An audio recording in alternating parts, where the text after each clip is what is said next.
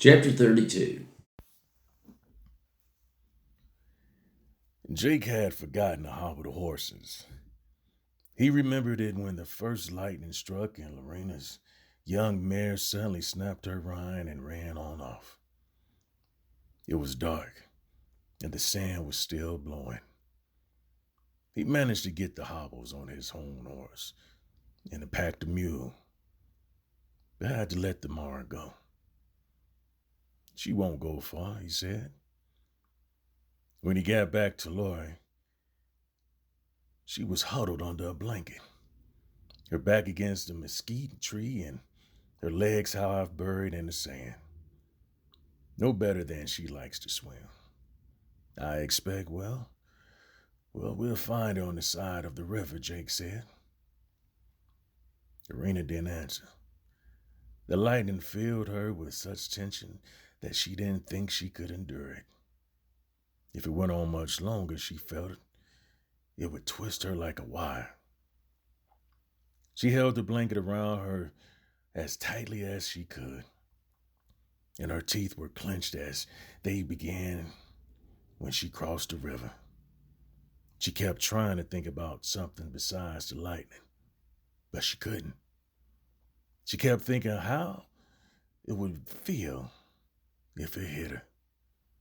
It was said to be a burn. How could a burn travel through your body in an instant? Then the lightning began to strike in the trees nearby, with cracks so loud that it made her head ring. She didn't mind the wet. Jake, he tried to rig a trap, but it wasn't big enough.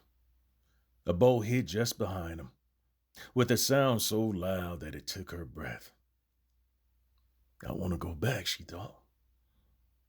When she caught her breath back, she was crying, the tears mingling with the rain on her face. We gotta get out of here. We gotta get from under this darn tree, Jake yelled. Lorena didn't move. He was crazy. The tree was all that was keeping from the death. Out in the open, the lightning would immediately strike them. But Jake began to pull her. Oh, yeah. He began to pull at her. Come on, he said. We'll get under the bank. It might strike the tree. The lightning that became constant.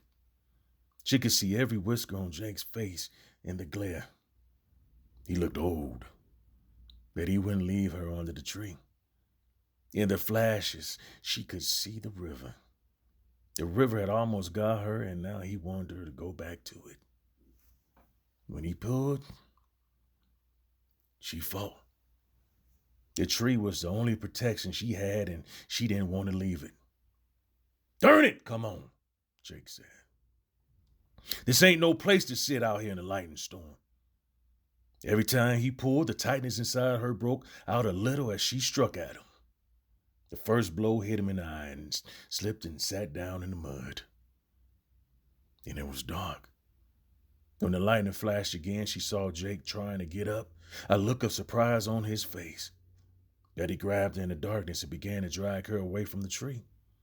She kicked at him, and they both went down. But a bolt struck so loud and so near that she forgot to fight. She let him pull her towards the river, dragging the tarp. Another bolt hit so near it shook the ground and almost causing Jake to fall in the water.